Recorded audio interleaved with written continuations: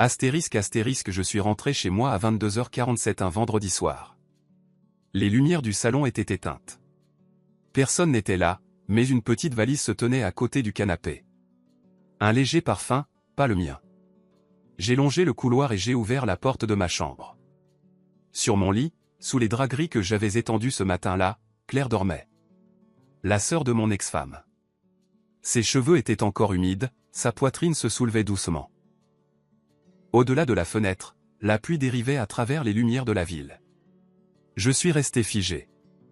Elle a ouvert les yeux, pas surprise, m'a juste regardé puis a murmuré « Ethan, est-ce que je peux rester ici ?»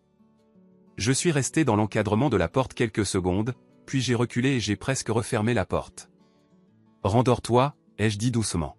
« On parlera demain matin. » Je suis allé dans le salon et j'ai pris mon téléphone pour la première fois depuis 4 heures. 3 appels manqués, 2 textos, tous d'un numéro que je ne reconnaissais pas. C'était Claire. Elle avait essayé de me joindre avant de monter. À 23h, je suis allé dans l'atelier et j'ai ouvert le canapé-lit. À 23h20, la bande de lumière sous la porte de ma chambre s'est éteinte. Je m'appelle Ethan Marak. J'ai 39 ans, je suis architecte à Portland, Oregon. Je conçois de petites maisons en bois et en lumière du jour pour des gens qui veulent vivre lentement. Il y a 3 ans, j'ai divorcé de Sloan Whitlock après 7 ans de mariage. Pas d'enfant. J'ai laissé sa famille croire qu'il s'agissait de notre mode de vie, mais la vérité est que, durant notre dernière année, j'ai découvert qu'elle couchait avec un CFO nommé Marcus à San Francisco. Je n'ai pas traîné les choses. Après le divorce, j'ai acheté un appartement de 2 chambres au 14e étage avec vue sur la Willamette. Une chambre pour moi, la seconde que j'ai transformée en atelier de dessin avec un canapé-lit. Claire a 5 ans de moins que sa sœur. Pendant 7 ans de mon mariage, elle est restée en bordure de chaque pièce familiale. Elle faisait la vaisselle pendant que tout le monde riait dans la salle à manger. Elle se souvenait que je détestais les oignons crus. Elle était la seule personne à demander « Ethan, est-ce que ça va ?» Après le dîner de Noël où Sloan et moi nous étions disputés en 2020, il y a 3 ans, le jour où j'ai emménagé, les 2 sœurs sont venues un après-midi pour m'aider. Après ce jour, Sloan m'a effacé de toutes les conversations familiales. 3 ans sans un message. À 7 heures le lendemain matin, je suis entré dans la cuisine. Claire était déjà levée. Elle avait déplacé ses affaires dans l'atelier, plié ma couverture sur la chaise, et disposé 2 tasses de café. Elle a parlé avant que je puisse le faire. « Ethan, je suis désolé pour hier soir. Je n'avais pas le droit d'entrer comme ça. Si tu veux que je parte tout de suite, je le ferai. Si tu veux appeler la police à propos de la clé, je comprends. » Elle a posé 2 choses sur la table. La clé de secours cachée sous le paillasson et son téléphone ouvert sur les appels manqués et les messages de 16 heures. Il y a 3 ans, le jour où je t'ai aidé à déménager, j'ai vu où tu la cachais, a-t-elle dit. Hier soir, c'était le seul endroit au monde auquel je pouvais penser. Puis elle m'a raconté l'histoire superficielle. Elle avait rompu ses fiançailles avec Grant Holloway, un M&A, fusion-acquisition, avocat à Seattle, il y a une semaine, après avoir découvert qu'il était infidèle depuis 8 mois. Grant n'avait pas accepté. Il lui avait dit, « Tu n'iras nulle part. Je connais tout ce que tu connais. » Elle s'était cachée chez Meg pendant 3 nuits. Puis Grant s'était pointé chez ses parents à Eugène. Puis un inconnu avait appelé le frère de Meg pour demander où elle était. Elle avait compris alors que Grant avait engagé un détective privé. Alors elle avait acheté un téléphone prépayé, supprimé son Instagram, et s'était retirée de tous les réseaux. Mon adresse, a-t-elle dit, ne figurait dans aucun des contacts de Grant. J'ai écouté. Quelque chose sous la surface ne collait pas. Elle aurait pu aller dans n'importe quel petit motel, mais elle était venue ici. Je ne l'ai pas pressée. Reste jusqu'à ce week-end, ai-je dit. Tu dors dans l'atelier. Je dors dans la chambre principale. Cet après-midi-là, j'ai ouvert le tiroir de ma table de nuit pour lui prendre un chargeur de rechange. Elle a vu la petite grue en papier violet entre les stylos. C'était la grue que j'avais trouvée dans la poche de mon gilet de mariage après la lune de miel. Je l'avais gardée là pendant 9 ans sans jamais savoir qu'il avait plié. Son regard s'est arrêté dessus pendant une seconde. Ni l'un ni l'autre n'avons dit un mot. Cette nuit-là, j'ai dormi dans ma propre chambre pour la première fois en 24 heures, mais allongé là, écoutant le faible bruit de son clavier à travers le mur de l'atelier, j'ai compris que cet appartement n'était plus seulement le mien, et que quelque part à Seattle, un homme que je n'avais jamais rencontré payait la société de détectives qu'il avait utilisée 3 fois au cours des 2 dernières années pour trouver la pièce exacte où elle dormait. Le deuxième matin, un dimanche, Claire a cuisiné le déjeuner. Des spaghettis au beurre et au citron. C'était le plat que ma mère préparait. J'en avais parlé une fois à un dîner de Thanksgiving en 2018 chez ses parents à la grande table, il y a 8 ans. Elle s'en souvenait. Sloan en 7 ans ne l'avait jamais fait une seule fois. Elle m'a interrogé sur le projet sur lequel je travaillais à Bend. Elle a écouté toute la réponse. Elle ne m'a pas interrompu. Elle a posé le genre de questions de suivi que seule une personne qui écoute vraiment peut poser. De quoi le client avait-il peur? À quoi ressemblait la lumière dans cette région de l'Oregon en novembre? Si le terrain était en pente vers l'est ou vers le sud.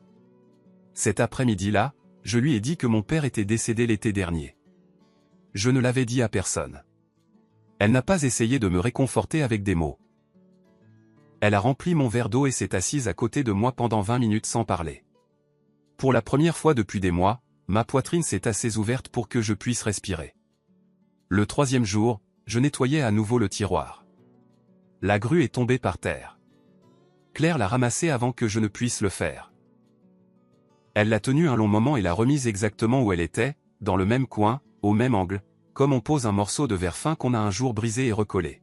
« Tu aimes les grues en papier ?» ai-je demandé, à moitié en plaisantant, à moitié en testant. Elle a souri, petit et prudent, sans lever les yeux. J'en pliais beaucoup au lycée et plus tard aussi. Ma mère disait que chaque grue était un vœu qu'on ne pouvait pas dire à voix haute. Le 4e jour, la menace de Grant a pris sa première forme. Le téléphone prépayé de Claire s'est allumé avec un message d'un numéro inconnu. Seul Meg et moi connaissions ce numéro. « Je sais que tu es dans l'Oregon. » Claire a pâli.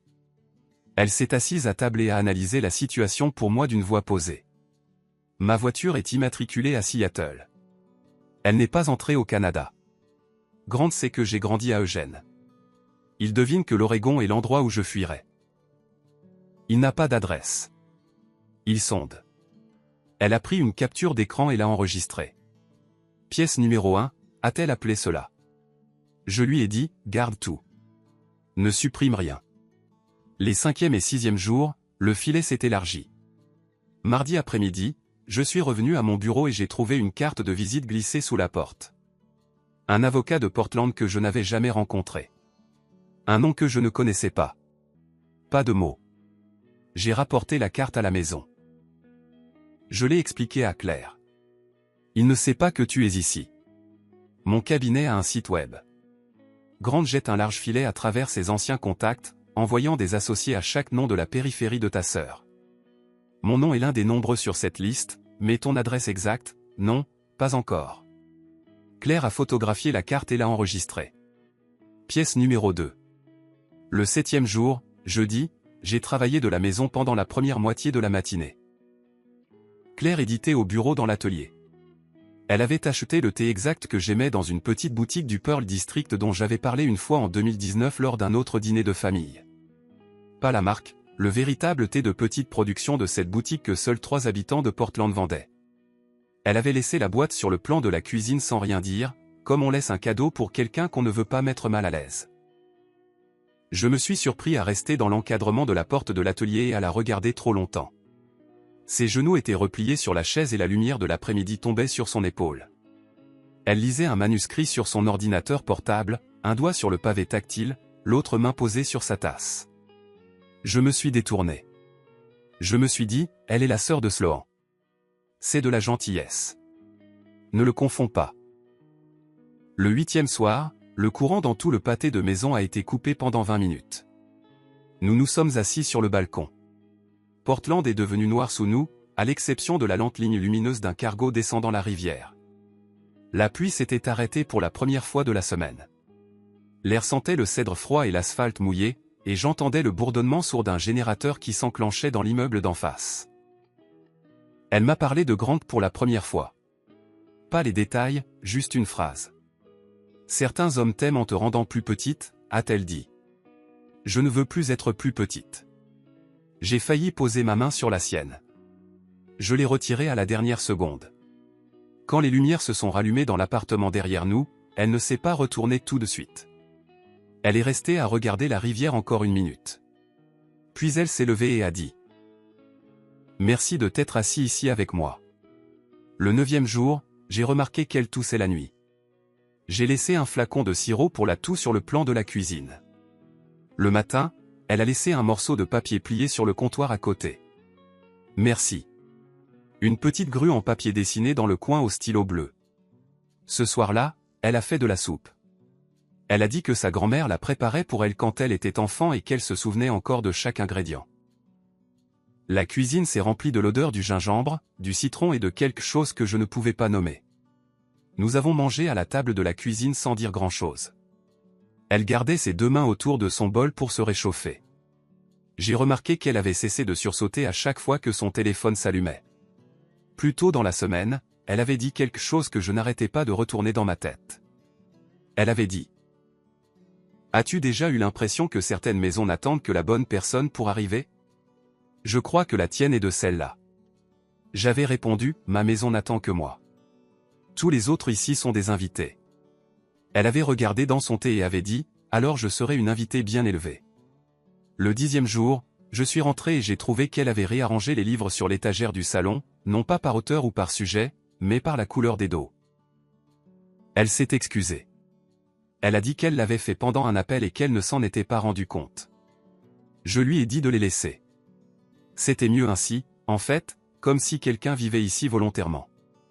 Cette nuit-là, elle a lu sur le canapé d'une manière qu'elle n'avait pas eue la première semaine, les pieds repliés sous elle, comme si elle vivait ici. Le 11e matin, elle est sortie tôt pour acheter du thé. Elle est revenue le visage pâle et m'a tendu son téléphone sans un mot. Elle avait photographié un SUV noir garé devant mon immeuble. Le conducteur tenait un téléphone et prenait des photos des portes du hall. Elle avait fait une recherche sur la plaque d'immatriculation en ligne. C'était une location à Portland au nom d'une société écran qu'elle reconnaissait d'un ancien courriel entre Grant et son détective. Elle a dit doucement, il nous a trouvés. Hier soir ou ce matin, son détective a signalé ton nom. Je ne sais pas comment. Maintenant, j'ai besoin que tu me dises toute la vérité, ai-je dit, pas la surface, tout, avant qu'il n'arrive. Elle m'a regardé longtemps, puis elle a hoché la tête. Pas tout de suite. À midi. Je dois d'abord appeler Meg pour préparer une dernière issue de secours si nous en avons besoin. Pendant tous ces jours, elle a dormi dans l'atelier. J'ai dormi dans la chambre principale, les 2 portes fermées la nuit. Pas d'annonce, pas d'expérience, juste 2 murs et un couloir entre nous, et le bruit du beurre et du citron sur la cuisinière, et la pluie tardive contre la fenêtre, et la lueur ambrée de la lampe du salon, et l'odeur du shampoing au pamplemousse dans la salle de bain chaque matin, une odeur que j'avais commencé à chercher sans m'en rendre compte. Ce samedi vers midi, j'étais assis à la table de la cuisine, attendant que Claire me raconte le reste. Je pensais que le reste concernait Grant. J'avais tort. À 4 pâtés de maison, dans un hôtel que je ne savais pas qu'elle avait rejoint, une femme que j'avais autrefois appelée ma femme dézippait une valise après un vol du matin, et elle allait arriver plusieurs heures avant lui. La sonnette a retenti à 12h30 avant que Claire n'ait pu me dire quoi que ce soit. C'était Sloan, une valise à roulettes à côté d'elle, un parfum lourd. Tu vas m'inviter à entrer, Ethan ? J'ai une réunion avec un client à Portland ce week-end. J'ai pensé passer. Sloan est entrée. Elle a vu Claire et n'a pas fait semblant d'être surprise. Elle s'est assise sur ma chaise, a croisé les jambes et a posé son sac à main sur la coudoir. Grant m'a appelé 3 fois cette semaine, a-t-elle dit. Il pense que Claire pourrait être avec toi. Son détective a suggéré ton nom hier. Il n'a pas encore confirmé. J'étais en ville de toute façon. Maintenant, je confirme. Il descend ce soir. J'ai compris alors. Grant m'avait trouvé par la suggestion de son détective et la confirmation de Sloan. Les 2 étaient vraies. Les 2 étaient mauvaises. Sloan a commencé à aiguiser les choses juste devant nous. Elle le faisait d'une voix chaude et indulgente, comme elle avait toujours livré ses coups. Claire t'aime depuis avant que tu ne m'épouses. Toute la famille le savait. Maman lui a dit de ne jamais le dire. Elle a pleuré dans la salle de bain le jour de notre mariage. Tu te souviens qu'elle a disparu pendant 20 minutes avant l'échange des alliances? Elle souriait. La grue en papier dans la poche de ton gilet. C'est elle qui l'a pliée. Je l'ai vue la mettre. Elle a gardé une photo de toi dans son portefeuille jusqu'à ses 25 ans. Elle s'est tournée vers Claire. N'est-ce pas, ma chérie? Claire a levé les yeux vers sa sœur. Elle a parlé sans un tremblement. Sloan, au début de 2024, tu as commencé à sortir avec un associé du cabinet Holloway & Reed. Tu as rencontré Grant à leur gala de cabinet. En mars, tu as organisé un dîner de famille prolongé à Seattle pour me présenter Grant. Je me suis fiancé à lui en novembre parce que je voulais croire que je pouvais aimer quelqu'un d'autre. Le visage de Sloan n'a pas bougé. Mais j'ai vu le moment où elle a réalisé que cela allait quelque part qu'elle n'avait pas prévu. Il y a 2 semaines, quand j'ai découvert qu'il me trompait et que j'ai fouillé son ordinateur portable personnel pour trouver des preuves, j'ai trouvé un fichier audio. Son nom était swcall0125.m4a. Il datait de janvier 2025. Grant enregistre tous ses appels professionnels. Ce fichier était un appel entre lui et toi. Tu lui as dit, j'ai l'audio et je l'ai écouté plusieurs fois. Claire parle encore d'Ethan dans son sommeil. Tiens-la pour moi. Ne la laisse pas avoir une chance de revenir à Portland. Tu m'as vendu à un homme contrôlant pour t'assurer que je ne finirais jamais près d'Ethan.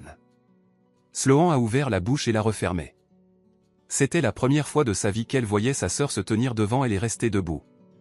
Claire a continué. Je ne suis pas venu ici pour prendre Ethan à toi. Ethan n'est plus à toi. Je suis venu ici parce que c'était la seule adresse que Grant n'avait pas, et tu viens de la lui donner. Je me suis levé. Ma voix est devenue grave. Sloan, merci d'être venu. Tu peux partir maintenant.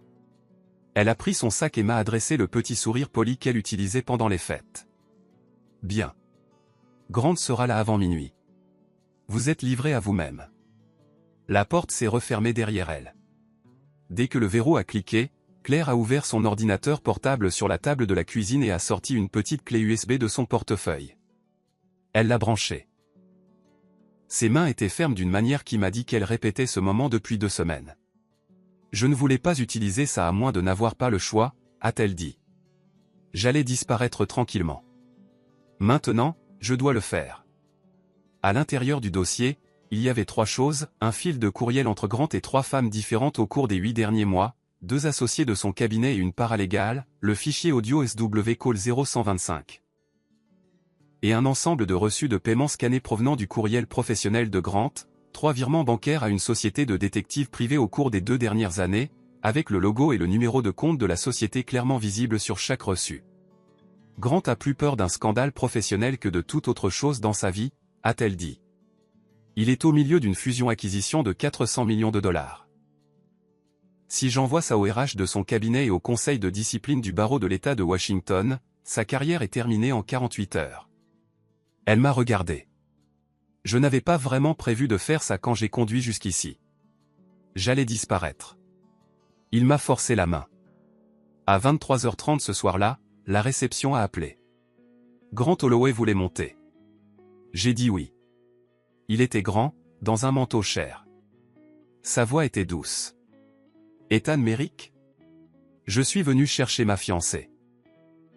Je me tenais dans l'encadrement de la porte. Claire est sortie derrière moi et a dit, calme et posé, Grant, j'ai rompu les fiançailles. Je ne reviens pas, il m'a regardé. Monsieur Merrick, elle a utilisé une clé volée pour entrer chez vous. C'est une intrusion criminelle. Je peux vous aider avec ça ou je peux rendre les choses très difficiles pour vous. À vous de choisir. J'ai levé mon téléphone et je lui ai montré le texto de Claire horodaté à 16h le vendredi il y a 2 semaines. Ethan, c'est Claire. Je suis à Portland. J'ai besoin de te voir. Rappelle-moi, s'il te plaît. Monsieur Holloway, elle m'a contacté avant de monter. Je n'ai pas répondu parce que j'étais en réunion. La clé, c'est entre elle et moi. Je me fiche de ce que vous en pensez.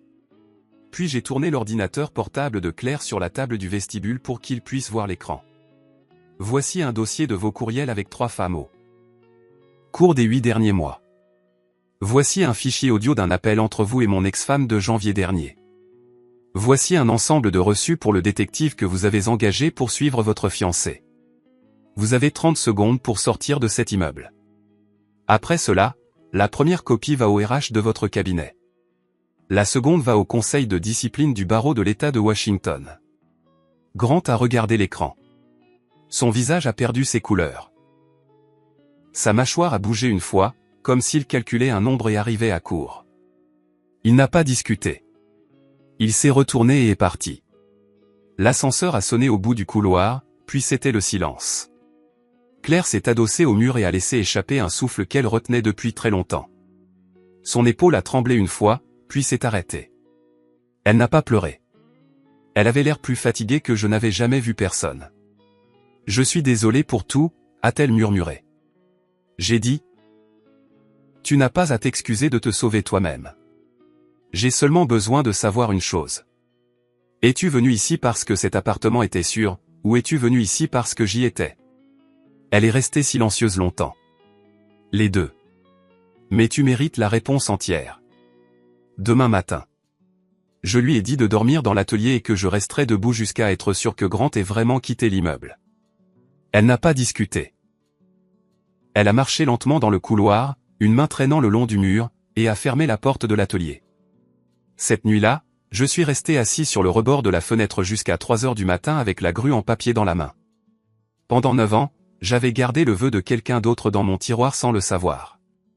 Cette nuit-là, j'avais choisi de me ranger du côté de ce vœu avant même de m'être demandé ce qu'il était. À 7 heures le lendemain matin, nous étions de retour à la table de la cuisine avec 2 tasses de café. Ses yeux étaient gonflés. Elle s'est assise. « Je vais tout avouer », a-t-elle dit, dans l'ordre. En commençant par la clé. J'ai pris ta clé de secours sous le paillasson sans ta permission. Si tu veux appeler la police, je signerai une déposition. Elle a pris une inspiration. À propos de Grant. La véritable séquence. J'ai commencé à le soupçonner il y a un mois quand un texto d'une Rachel P. a allumé son téléphone à 2 heures du matin. J'ai attendu qu'il parte à Chicago pour 4 jours à la fin septembre. J'ai ouvert son ordinateur portable personnel avec un mot de passe que je connaissais. J'ai trouvé 3 fiches de courriel d'infidélité. J'étais sur le point de les copier quand j'ai vu le fichier audio SW Call 0125. Je l'ai ouvert. Je l'ai écouté. C'est à ce moment-là que j'ai compris ce que ma sœur m'avait fait. J'ai tout copié sur une clé USB et je l'ai mise dans mon portefeuille. Je ne l'ai pas confronté tout de suite. Je voulais garder les preuves comme dernière carte. Je suis resté chez Meg pendant 3 nuits. Le vendredi où il est rentré, je suis allé à notre appartement. Je lui ai rendu la bague et je lui ai dit que les fiançailles étaient terminées. Je ne lui ai pas dit pourquoi. Il s'est mis en colère et il m'a menacé. Ensuite, je me suis caché chez Meg. Lundi, Grant s'est présenté chez mes parents à Eugène. Mardi, j'ai appris qu'il avait engagé un détective parce qu'un inconnu a appelé le frère aîné de Meg pour demander où j'étais. J'ai retiré 8 000 $ en liquide de mes économies personnelles. J'ai éteint mon téléphone principal. J'ai acheté un prépayé et j'ai supprimé mon Instagram. Et je me suis souvenu de la clé de secours sous ton paillasson. Sa voix s'est adoucie. À propos de mes sentiments pour toi. Sloan avait raison sur la plus grande partie. Je suis tombée amoureuse de toi la première fois que je t'ai rencontré. C'était le dîner où tu as apporté la tarte aux pommes de ta mère chez mes parents. J'avais 23 ans. Tu allais épouser ma sœur. J'ai décidé que je ne dirais jamais un mot. Pendant 7 ans, je ne l'ai pas fait. Je suis allé en Angleterre pour mes études supérieures pendant 2 ans pour rester loin. Je me suis fiancé à Grant parce que je voulais croire que je pouvais aimer quelqu'un d'autre. J'ai conduit jusqu'ici parce que c'était la seule adresse que Grant n'avait pas. Je ne savais pas que son détective signalerait ton nom, mais ce n'était que la raison que j'étais autorisé à me donner. La vraie raison, c'est que cet appartement est le seul endroit sur Terre où j'ai jamais eu l'impression de pouvoir respirer. Je suis désolé que ce ne soit pas juste pour toi. Elle s'est levée. Sa valise était déjà près de la porte.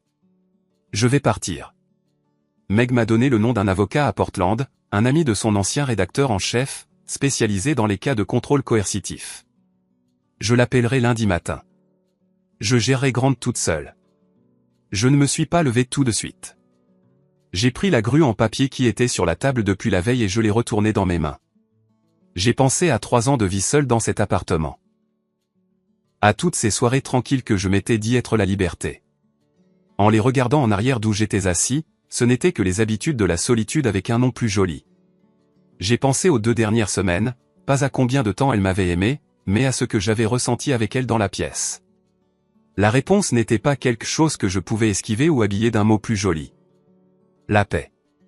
Pour la première fois depuis de nombreuses années, une véritable paix. Je me suis levé et j'ai marché vers la porte et j'ai posé ma main sur la poignée de sa valise. Ma voix est sortie doucement. Claire, je n'appelle pas la police. Tu peux garder la clé. Je changerai la serrure ce matin et je t'en donnerai une vraie. Pour tout le reste, je ne sais pas ce que ça va être. Je sors juste d'un mariage.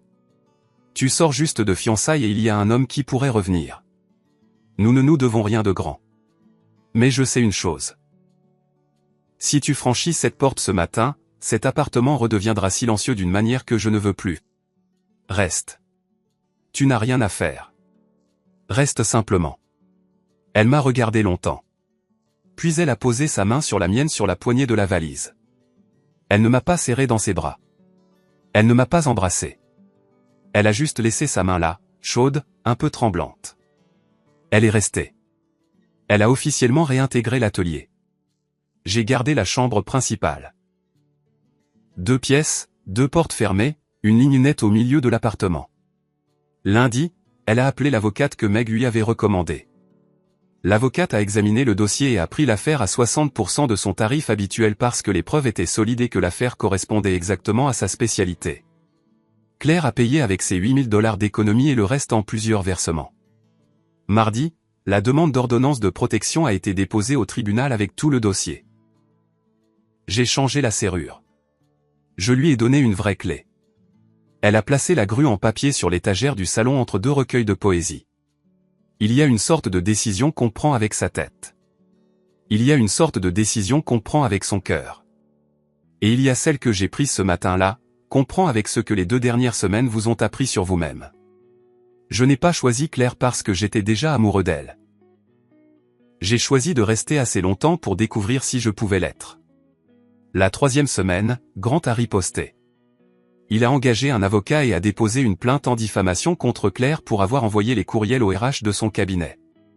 Son avocat était élégant et cher. Et il nous a envoyé une lettre pleine de grands mots qui signifiaient qu'il voulait la briser. Elle ne s'est pas brisée. Elle a lu la lettre à la table de la cuisine avec une tasse de thé à la main. Puis elle a appelé son avocate et elle a dit « Bien.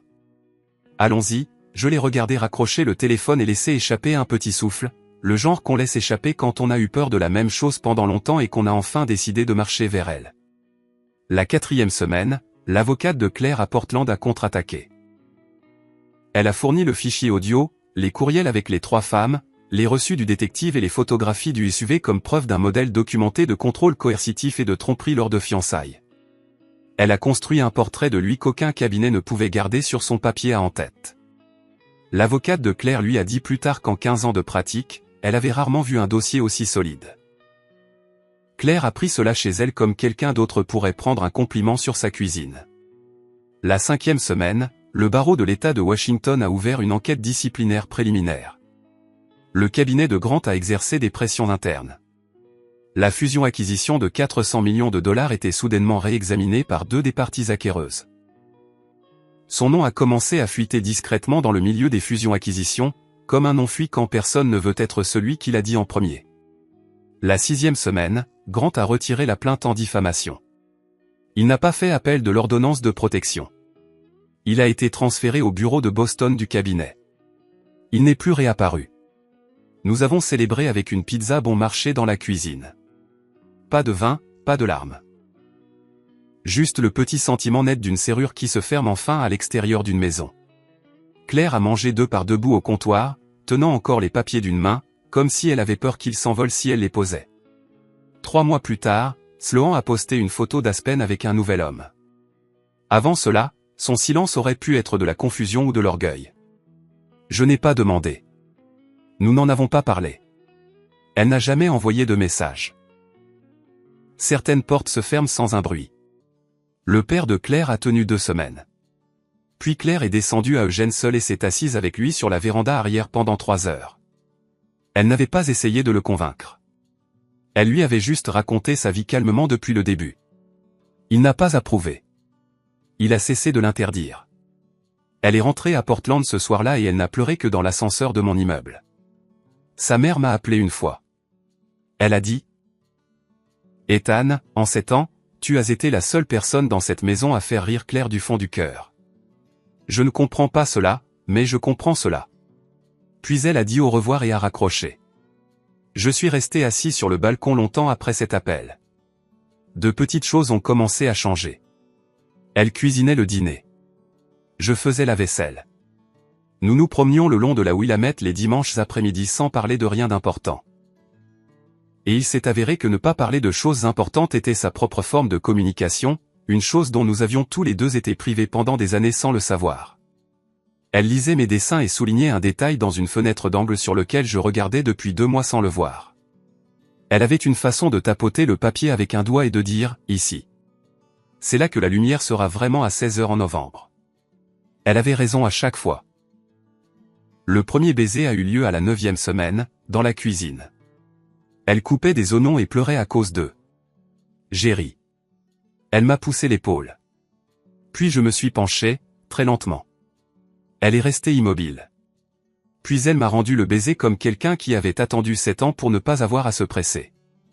À partir de ce moment, l'appartement a changé de forme autour de nous. Elle a déplacé quelques-uns de ses livres sur mon étagère. Nous n'avons pas parlé d'étiquette. Nous nous sommes déplacés l'un autour de l'autre avec une nouvelle douceur, comme des gens qui avaient appris ce que l'insouciance coûte. 8 mois après ce vendredi soir, au milieu d'un été à Portland, fenêtres ouvertes et lumière du jour s'étendant sur le plancher en bois, nous avons emménagé dans une petite maison que j'avais conçue pour nous deux à Hillsborough, un petit jardin, une pièce de travail partagée. Son coin d'édition faisait face à l'est. Ma table de dessin faisait face à l'ouest.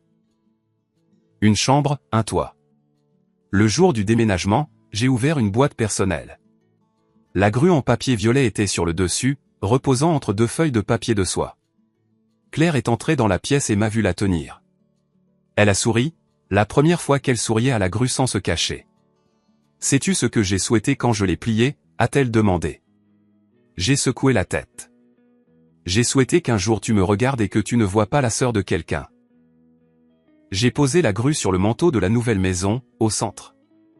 Je ne l'ai plus cachée. J'ai compris, debout là, 3 choses à la fois, que le silence après le divorce que j'appelais liberté était en réalité moi qui fermais la porte sur moi-même, que Claire ne m'avait pas sauvé, elle s'était juste assise à côté de moi assez longtemps pour que je puisse sortir par moi-même. Que nous n'allions jamais nous réparer l'un l'autre, nous allions seulement nous permettre d'être qui nous étions sans avoir à nous taire à ce sujet, et qu'une petite grue en papier qui avait vécu 9 ans dans un tiroir sombre se tenait maintenant dans la lumière d'une maison parce qu'un vœu avait enfin été dit à voix haute, pas par elle, par moi, par l'endroit où je l'avais mise. Ce soir-là, nous nous sommes assis sur le sol nu du salon, sans canapé encore.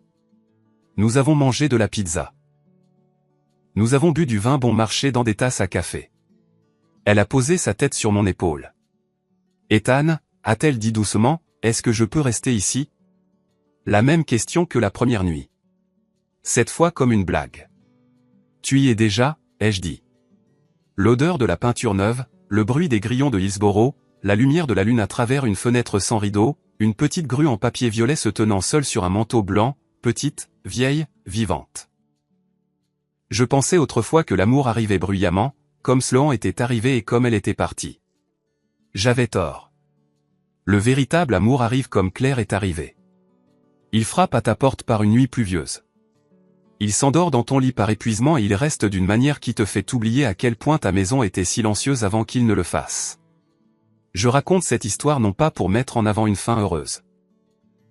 Je la raconte parce qu'il y a une chose qui m'a pris 3 ans à comprendre et que je veux dire clairement. Nous ne remarquons souvent pas la personne qui nous aime parce que nous sommes trop occupés à regarder la personne qui nous fait du mal. Sloan était assez bruyante pour que pendant 7 ans je n'entende pas Claire se tenir de l'autre côté de chaque pièce où je me trouvais. Je ne l'ai pas manquée parce qu'elle était cachée. Je l'ai manquée parce que je regardais dans la mauvaise direction. Grant était assez contrôlant pour que pendant 2 ans Claire n'entende pas sa propre voix. Quelqu'un qui regarde ceci est probablement dans une pièce bruyante en ce moment avec une personne gentille qui se tient silencieusement dans un coin, attendant que tu tournes la tête et la vois. N'attends pas 9 ans pour voir la grue en papier dans ta poche. Certains vœux ont été plus proches de toi que tu ne le penses et ils n'attendront pas éternellement. 2 questions pour toi. Si tu avais été moi et que tu avais ouvert ta porte de chambre cette nuit-là et trouvé la sœur de ton ex-femme endormie sur ton lit, l'aurais-tu renvoyée sur le champ, ou l'aurais-tu laissé rester? Et dans ta vie, y a-t-il quelqu'un qui est resté silencieusement à côté de toi pendant des années, et que tu commences seulement à voir maintenant? Quel est son nom? Si cette histoire t'a touché, mets un j'aime pour que je sache que tu as écouté jusqu'au bout. Abonne-toi et active la cloche, car la semaine prochaine je raconterai une autre histoire sur une lettre que mon ex-femme m'a laissée après le divorce et que je n'ai pas pu ouvrir pendant une année entière. Et dans les commentaires, écris le nom de la personne à qui tu as pensé en écoutant. Juste le nom. Je lirai tout le monde.